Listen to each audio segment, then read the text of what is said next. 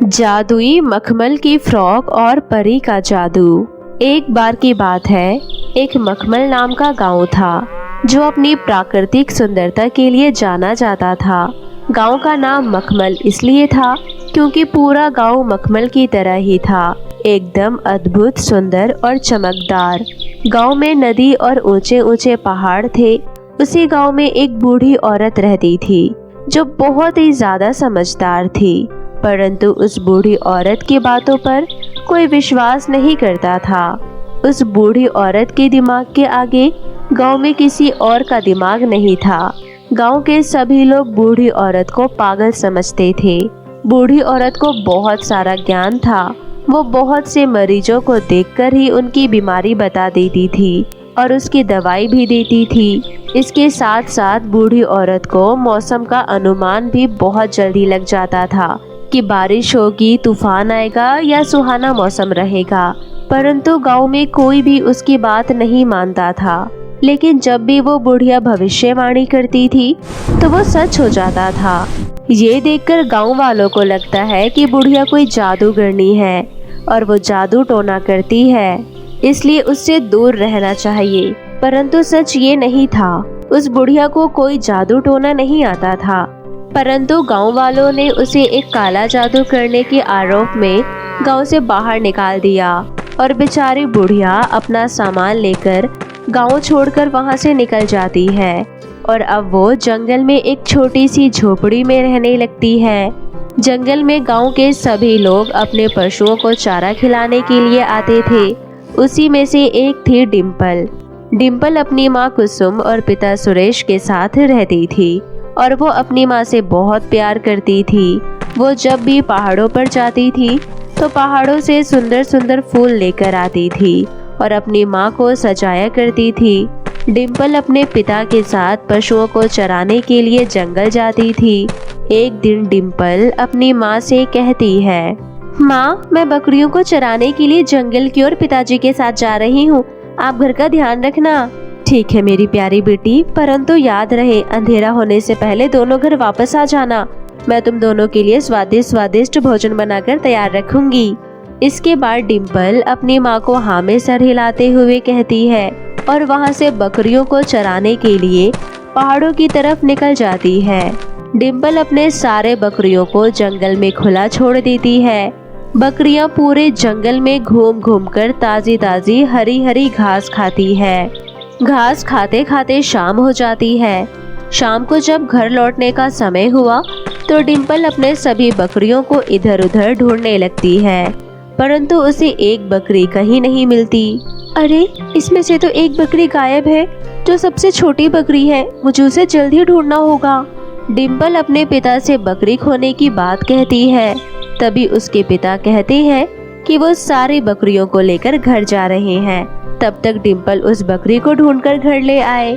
डिम्पल चारों तरफ अपनी छोटी बकरी को ढूंढती है, परंतु उसे वो बकरी कहीं नहीं मिली। ये देखकर डिम्पल बहुत ज्यादा मायूस हो जाती है। तभी वो एक पेड़ के नीचे शांति से बैठ जाती है और कहती है, मैं इस तरह हार नहीं मान सकती हूँ। मुझे किसी न किसी तरह से उस छोटी बकरी को ढूंढना होगा। क्यों ना मैं किसी से मदद मांग लूं, परंतु इस घने जंगल में कौन मिलेगा और कौन मेरी मदद करेगा। डिम्पल जंगल में चारों तरफ आवाज लगाती है, परंतु चारों तरफ उसे कोई नहीं मिलता। जंगल में घूमते घूमते वो उस बुढ़िया के पास पहुंच जाती है, जो काफी सालों से उस जंगल में रह रही होती है। वो बुढ़िया की झोपड़ी देखकर वहां पर मदद मांगने के लिए पहुंच जाती है। डिम्पल जाकर दरवाजा खटखटाती है। कोई है? कोई है क्या? कोई मुझे सुन रहा है? मुझे आपकी मदद की आवश्यकता है।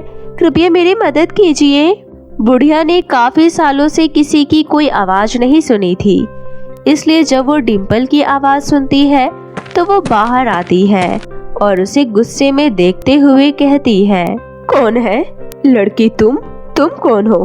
तुम्हें जरा भी डर नहीं लगा जो इतनी शाम को तुम इस घने जंगल में घूम रही हो? बुढ़िया दरवाजे से निकलती ही डिम्पल पर चिल्लाने लगती है, परंतु वो डिम्पल की नम आंखें देखकर भावुक हो जाती है और फिर प्यार से पूछती है, क्या हुआ बेटी? तुम इस समय इस घने जंगल में क्या कर रही हो? तुम्हें बिल्कुल डर नहीं लगता? तुम्हारे माता पिता कहाँ हैं? और तुम यहाँ इस वक्त क्या कर रही हो? दादी माँ, मेरी मदद कीजिए, मैं अपनी बकरी को ढूंढ रही हूँ, परंतु इस घने जंगल में वो कहीं खो गई है। अगर मैं उसे इस घने जंगल में अकेला छोड़ देती हूँ तो उसे जंगल के जंगली जानवर खा जाएंगे। क्या आप मेरी बकरी ढूंढने में सहायता कर सकती हैं? बुढ़िया डिम्पल की बात सुनकर सोचती है कि डिम्पल कितनी मासूम है। बुढ़िया उसकी मदद करने के लिए तैयार हो जाती है, क्योंकि बुढ़िया के पास कुछ शक्तियाँ थी जिससे वो भविष्य का पता लगा लेती थी। तभी उसे अंदाजा लग जाता है कि डिम्पल की पथरी भागते भागते ऊंची पहाड़ी की चोटी पर पहुंच गई है, जहां से वो नीचे उतर पा रही है। बुढ़िया डिम्पल के साथ जंगल में आगे की तरफ बढ़ती है। तभी डिम्पल देखती है कि वो बकरी तो पहाड़ की ऊंचाइयों पर है, जहां पर आसानी से नहीं पहुंचा जा सकता था और न ही बकरी नीचे आ सकती थी। अब डिम्पल को कुछ समझ नहीं आ रहा था कि वो इस मुसीबत की घड़ी में क्या करे। दादी माँ, मेरी मदद कीजिए, मुझे इस बकरी को बचाना है, बताइए ना मैं क्या करूँ? बेटी, मैं अपने ज्ञान के अनुसार तुम्हें यहाँ तक तो ले आई हूँ, इसके आगे मैं नहीं जा सकती। इसके आगे मैं भी नहीं जानती कि कैसे बचाया जा सकता है इसे। डिम्पल वहाँ खड़ी होकर कुछ नहीं कर पाती और वो अपनी बकरी को देखती रहती है। डिम्पल को अपनी बकरी वापस चाहिए थी। ये सोच सोच कर वो रोने लगती है।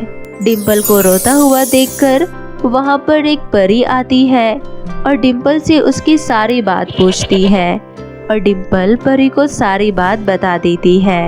अच्छा, ऐसी बात है डिम्पल, मैं तुम्हारी मदद करती हूँ।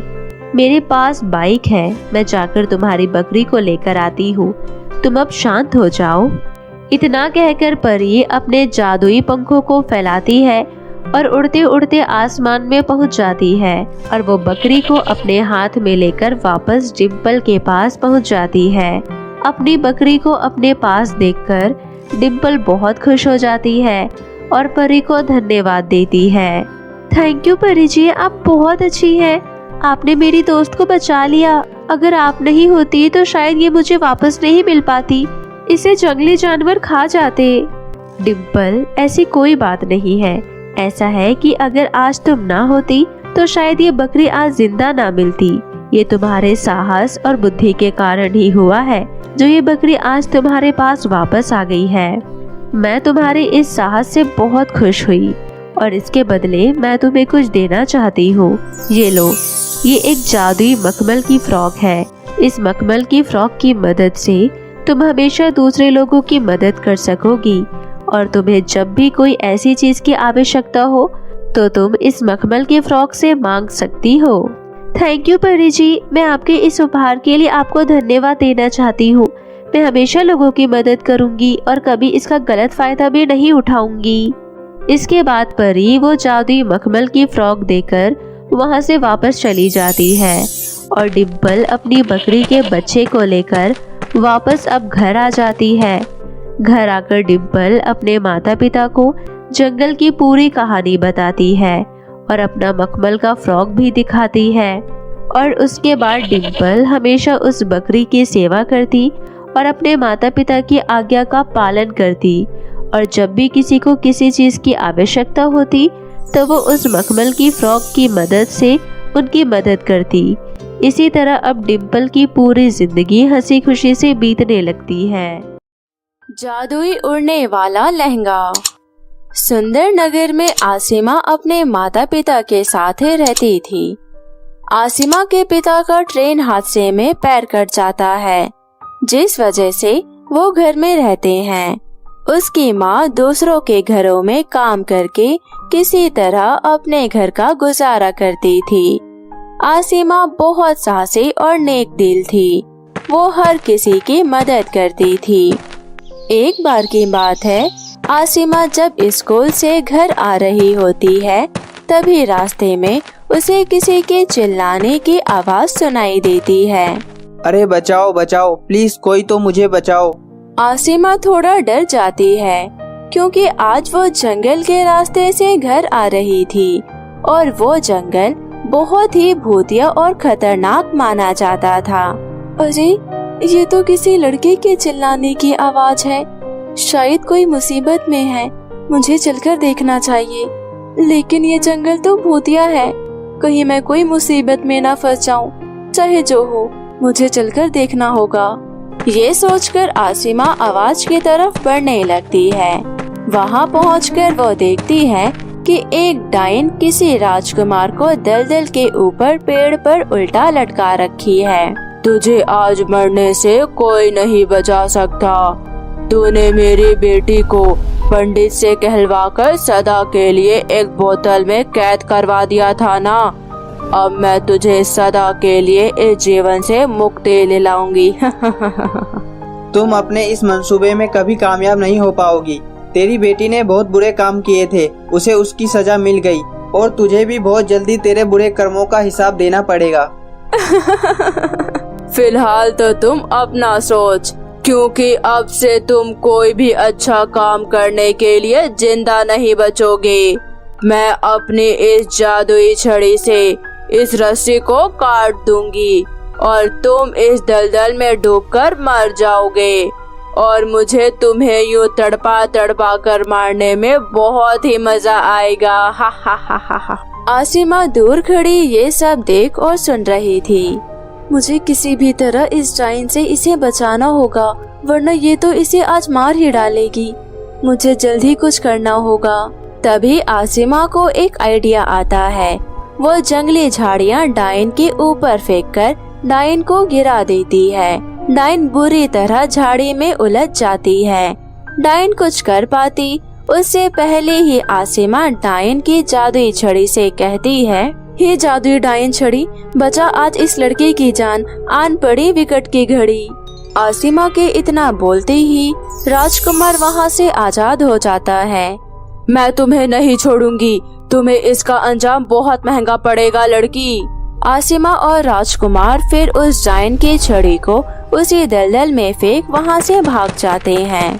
अरे तुम तो बहुत बहादुर हो, जिससे मैं नहीं जीत पाया तुमने बिना डरे उसका सामना किया, वरना मैंने तो जीने का आशा ही खो दिया था। वाय दबे, मेरा नाम सूरज है और मैं सूरजपुर का राजकुमार हूँ। मुझे तुमसे पहली नजर में ही प्यार हो गया, क्या तुम मुझसे शादी करोगी? आसिमा बहुत खुश हो जाती है। वो शर्माते हुए हाँ बोलकर अपने घर की ओर चली जाती है। दोनों की शादी की अच्छे से तैयारियां हो रही थी। सभी बहुत खुश थे। देखते ही देखते वो दिन भी आ ही गया जिसका सभी को इंतजार था। आज बारात आने वाली थी। सब कुछ बहुत अच्छे से हो रहा था। आसिमा अंदर कमरे में बैठी थी। सभी बारात आने का इंतजार कर रहे थे। तभी बाहर बैंड की आवाज आती है। सभी लड़कियां आसिमा को रूम में छोड़ बाहर बारात देखने चली जाती है। तभी डायन आसिमा के कमरे में आ जाती है। खुश तो बहुत हो रही होगी ना तुम, मेरा जादुई छड़ी छीनकर और उस लड़के को बचाकर। पर तेरी ये खुशी ज्यादा देर की नहीं है, चल मेरे साथ। नहीं, प्लीज मुझे छोड़ दो, आज मेरी शादी है। डायन आसिमा की एक नहीं सुनती और अपने जादुई शक्ति से आसिमा को वहाँ से लेकर गायब हो जाती है। बचाओ बचाओ, प्लीज भगवान मेरी मदद करो, ये तो मुझे कहाँ लेकर आए हो। ये इस गांव का सबसे ऊंचा पहाड़ है, यहाँ तुम्हें बचाने कोई नहीं आएगा, तुम्हारा भगवान भी नहीं। तुमने अच्छा नहीं किया था मेरे साथ। अरे तो तुम कौन सा अच्छा कर रही हो? किसी निर्दोष को यूं सताना, उसे मारना बहुत बड़ा पाप है। तुम्हें इसके जरूर सजा मिलेगी। अफसोस मुझे इस बात का हो रहा है कि तुम वो दिन देखने के लिए जिंदा नहीं बचोगी। मैं तुम्हें इस पहाड़ी से गिराकर मार डालूंगी और तेरी जगह वहाँ जाकर सूरज से शादी करूंगी, फिर सबको मार डालूंगी। तुम अपने इस बुरे इरादों में कभी कामयाब नहीं होगी। भगवान बचाओ मुझे, कोई तो बचाओ। और तेज चिल्ला तू, जितना तड़पेगी मुझे तुम्हें मारने में उतना मजा आएगा। बचाओ, प्लीज मुझे कोई बचाओ, मेरे घर वाले मेरा इंतजार कर रहे हैं, प्लीज मेरी कोई मदद करो। तभी एक परी वहाँ से जा रही होती है। उसे आसिमा के चिल्लाने की आवाज सुनाई देती है।